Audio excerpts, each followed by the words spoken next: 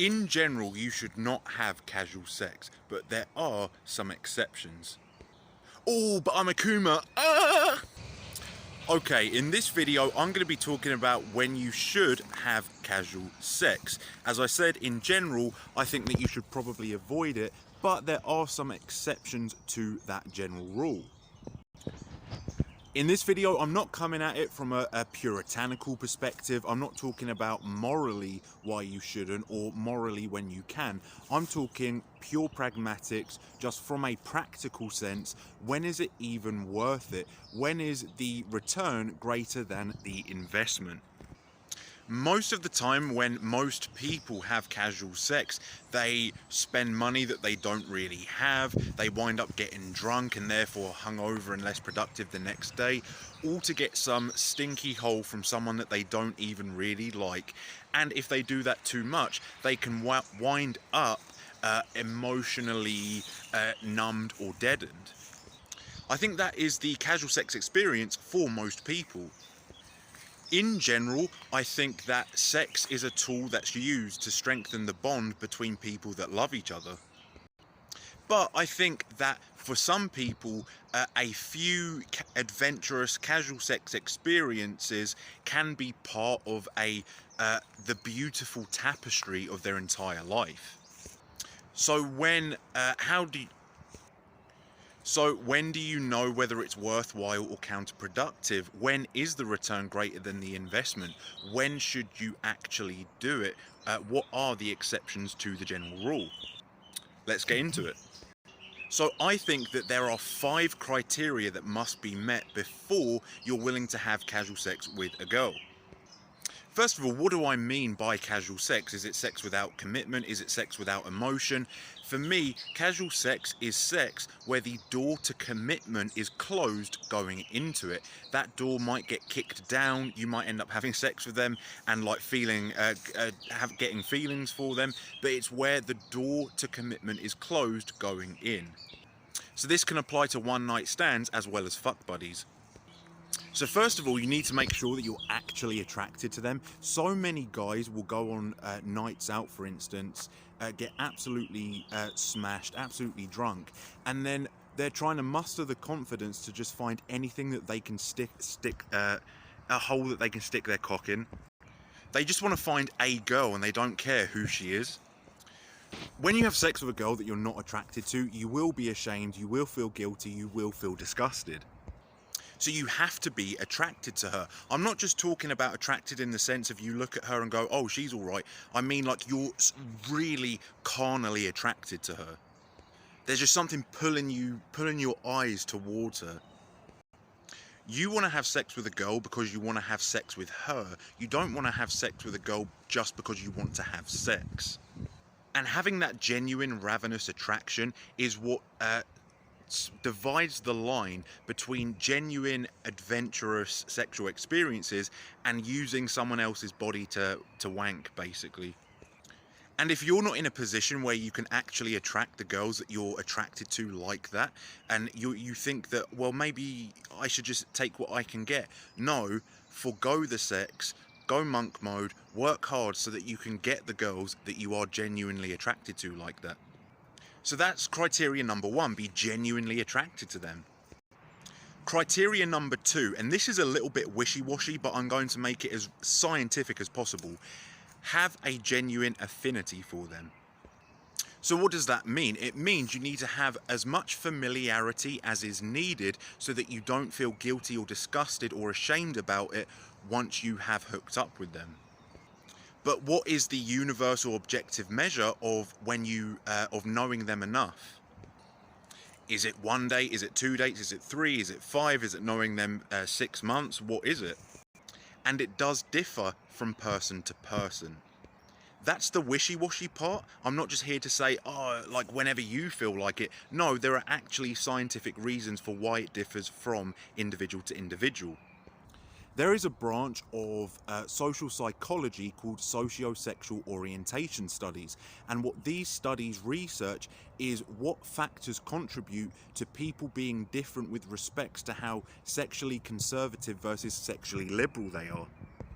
Some of it is upbringing, but a lot of it, surprisingly to most, has to do with your genetics. There are genetic factors which might mean that you are naturally more sexually conservative, and you need to know the people that you're having sex with, or have a certain level of commitment guaranteed before you have sex with people. Conversely, you might have genetic factors that make you more sexually liberal. You don't need to know people as much in order to have sex with them guilt-free, shame-free, or actually enjoy it.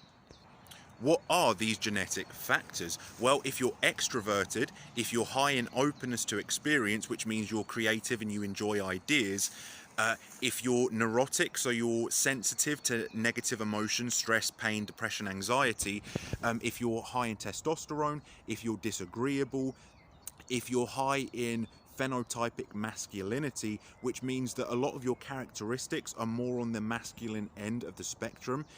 So like it might be like a face shape that slants down, like I kind of have, would be considered a masculine phenotype. Also, if you're chronotype, which means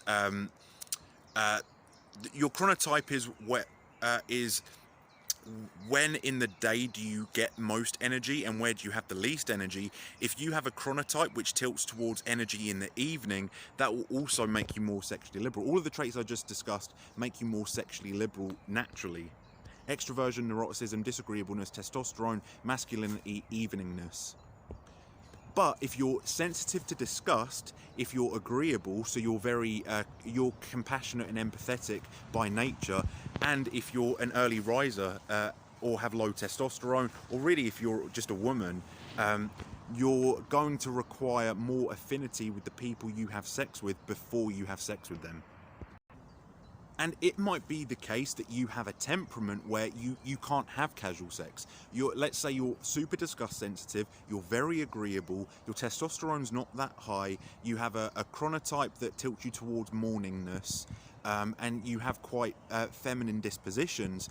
Even as a man, even if even if you're horny, even if you think you want to have casual sex, you might not be able to.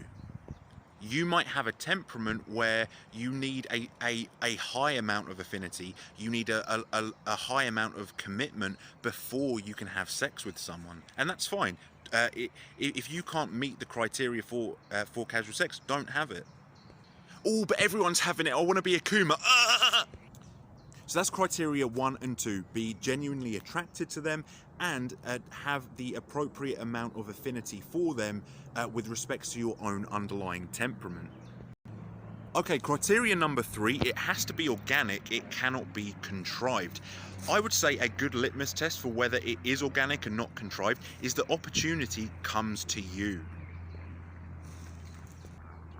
Rather than setting your entire life up to maximize the amount of stinky holes that you can ejaculate into, be on the pursuit of your purpose, be on the pursuit of excellence, and allow the opportunities to come to you. What if the opportunities aren't coming? Continue to chase excellence and they will eventually come. And when I say the opportunities come to you, I'm not saying that a girl's going to come up to you and be like, "Hello, big boy, I want to suck your penis." Yeah, someone walking by just heard me say that. But what it means is that, you know, you're going about your day. Maybe she gives you those fuck me eyes. Ooh, oh yeah. She gives you those fuck me eyes. She gives you those attraction signals. You go over, you're having a quick conversation. You're putting the riz on her. 5 minutes, you've got her number. One FaceTime, you're going on a date. An easy, cheap date for the first one, and then boom, on the second date, she's all over you. You're taking her back to yours or hers. It's happening. It's very cost effective, let's say. Cost effective and time efficient.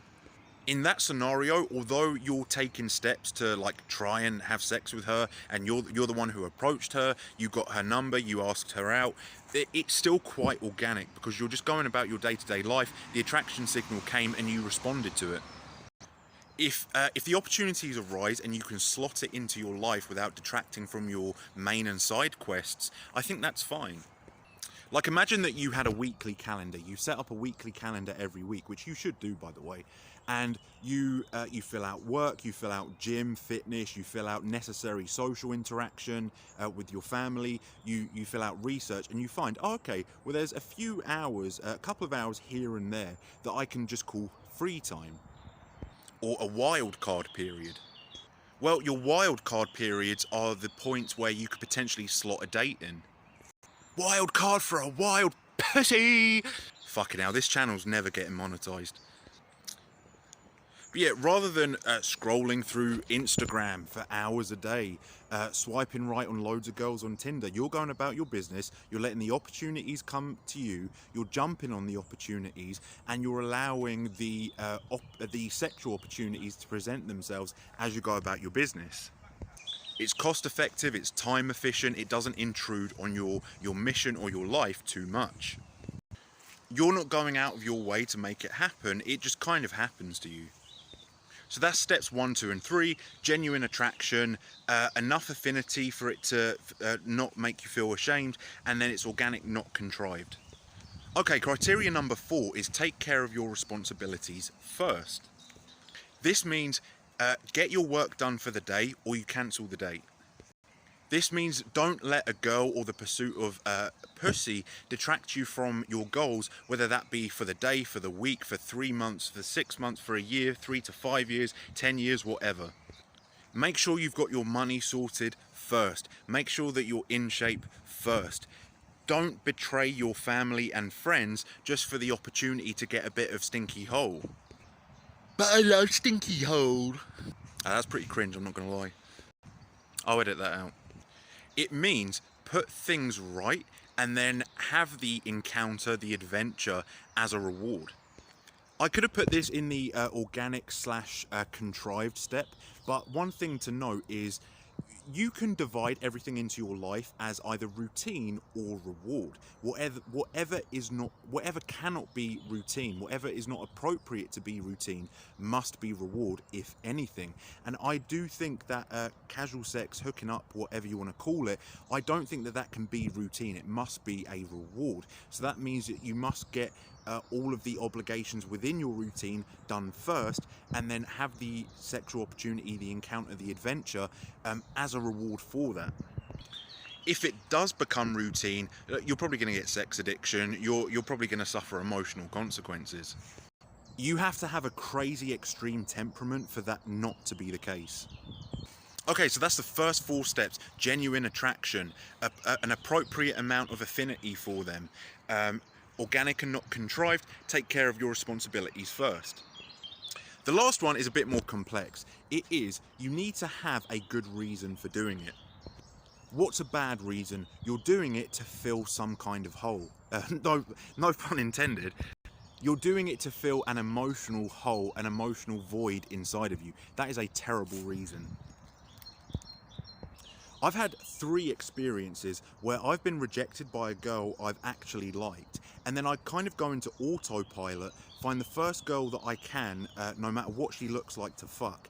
And then once I've had sex with her, honestly, the level of shame and disgust that washes over me is profound. There are also studies that show that the reasons that you have for having sex actually impact the effect that casual sex has on your well-being. Good reasons, positive effect on well-being. Bad reasons, negative effect on well-being. And I think that you should try your best to define yourself what a good and bad reason would be. A substandard reason, and we've discussed this before, is wanting to have sex with a girl just because you want to stick it in something, just because you want to have sex with anyone, no matter who she is. What are good reasons? I think that you're on holiday and you want to have an adventure. You've achieved a huge goal or milestone and you want to celebrate. You like the girl, she's high quality, but there's something about the relationship between the two of you that wouldn't work long term. So there was a girl that I was friends with, and like, I thought she was a great person, but because she smoked and she was way too extroverted for me, I knew it wouldn't work long term. It could also be that she lives in another country, or you want different things in life. But you don't want to forego the opportunity entirely. Another good reason I think is experience. You want to have experience, you want to gain the skills and to actually help you in your long-term relationships. You want to have skill and have experience before you meet your wife. That's a potential description, not a prescription.